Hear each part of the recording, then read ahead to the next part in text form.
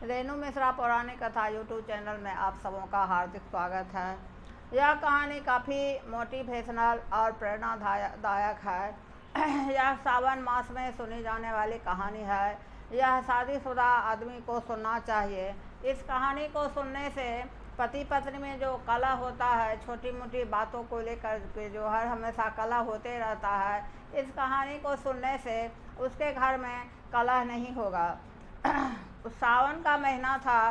सब कांवर लेकर के भोलेनाथ के दरबार में जा रहे थे। भोलेनाथ के दरबार में जब सब पहुँचे तब सब एक दूसरे पर सिंदूर और अबीर छीट रहे थे।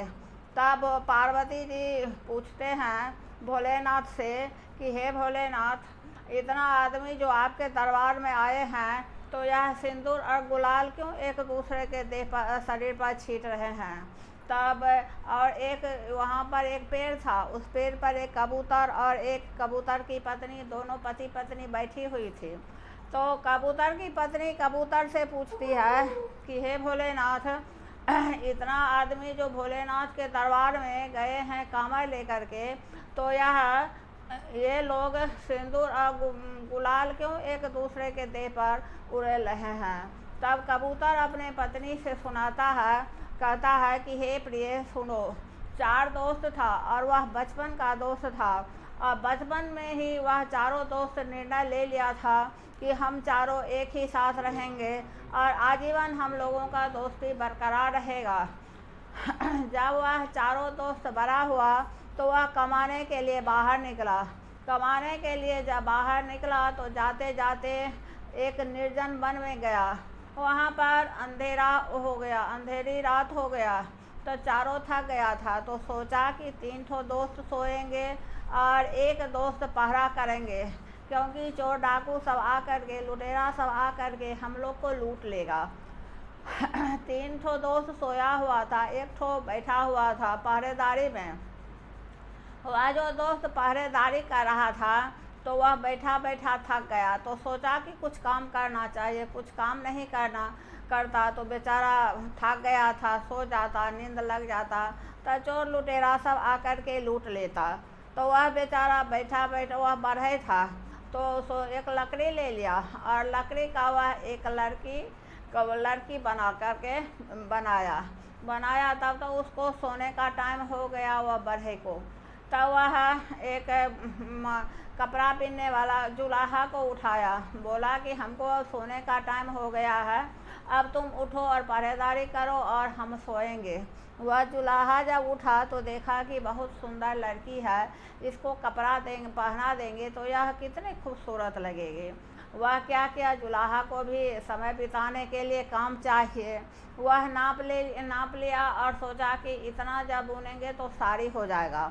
तो वह एक साड़ी बिन करके और वह लकड़ी के लड़की को पहना दिया। वह लड़की जो थी लकड़ी का, वह उसके सुंदरता में, कपड़ा पहनने में 4 चांद लग गया कपड़ा पहनाते ही। तब जुलाहा का समय बीत गया, सोने का समय हो गया। तब वह सोनार को उठाया। अब बोला कि अब उठो, अब तुमको जगने का बारी है और हम सोएंगे। सोनार उठा तो देखा कि अरे कितनी खूबसूरत यह लड़की है, अगर हम इसको गहना पहना देते हैं, स्वर्ण आभूषण पहना देते हैं, तो इसके सुंदरता में 4 चांद लग जाएगा। तो वह सोनार क्या किया, बाली बनाया, कंगन बनाया, चूड़ी बनाया, गला का चेन बनाया, हार बनाया, मनटिका, नथिया, जितना होता है स्वर्ण आभूषण, जितना वह बना सका अपने टाइम में वह सब बना करके पहना दिया कि उस लकड़ी के लड़की के सुंदरता को तो 4 चांद लग गया। फिर वह बेचारा जो था सोनार, वह सो गया। अब बारी आया फेरी वाला का। 4 दोस्त था।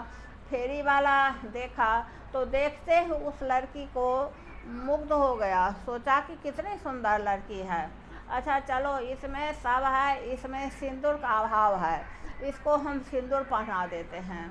वह जो फेरी वाला था वह सिंदूर से मांग को भर दिया। जब ये वह फेरी वाला जो था मांग को भर दिया तो वह लड़की जो थी उसमें जान आ गई और वह एक असली लड़की बन करके खड़ा हो गई। जब वह उस लड़की में जान आ गया तब यह चारों जो था सो आपस में झगड़ा करने लगा कि हम इससे शादी करेंगे, हम इससे शादी करेंगे। अब तो बहुत बड़ी मुसीबत आ गई कि कौन इससे शादी करेगा।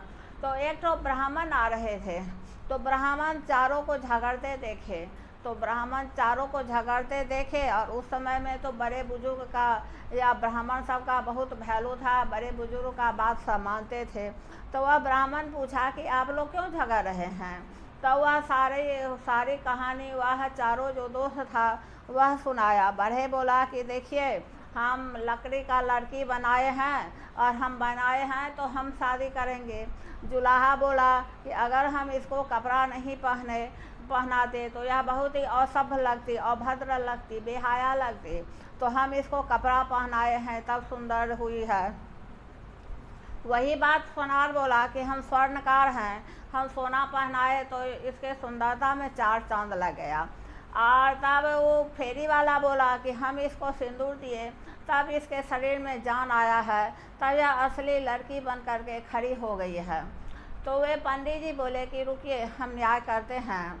बढ़े जो है, जो इसका निर्माण किया वह तो पिता हो गया, तो पिता तो शादी कर नहीं सकता है, तो वह बेचारा अपना जैसा मुंह करके साइड हो गया।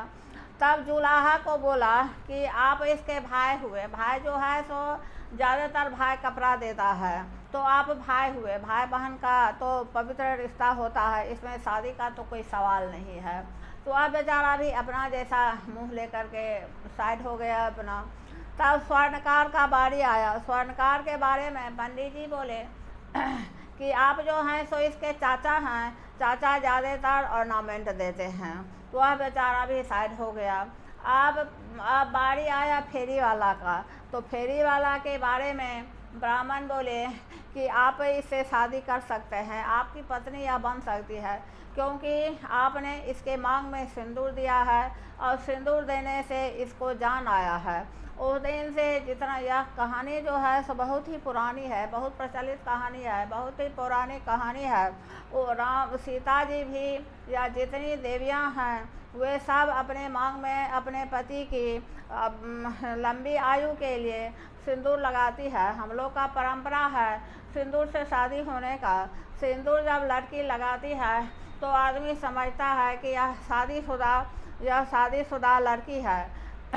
यह शादी का प्रतीक माना जाता है सिंदूर। लेकिन आजकल के जो नए बच्चे हैं, नए जनरेशन सब हैं, वो तो सिंदूर को खेल समझ लिए हैं, वो तो सिंदूर का कोई वैल्यू नहीं देते हैं, नियम कायदा का कोई वैल्यू नहीं देते हैं, बड़े बुजुर्ग का कोई वैल्यू नहीं देते हैं।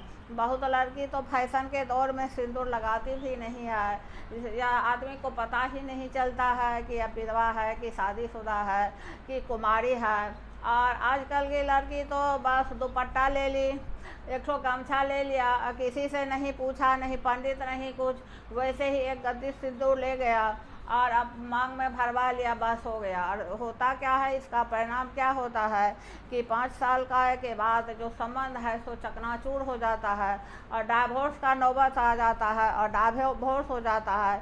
इसी सब की वजह से आजकल का जो शादी है सो ज़्यादा दिन टिक नहीं पाता है, क्योंकि लड़का लड़की जो है सो अपने मालिक बन जाते हैं, उतना समझदारी रहता नहीं है, उतना परखता नहीं है। इसके चलते आजकल का संबंध ज़्यादा दिन टिक नहीं पाता है।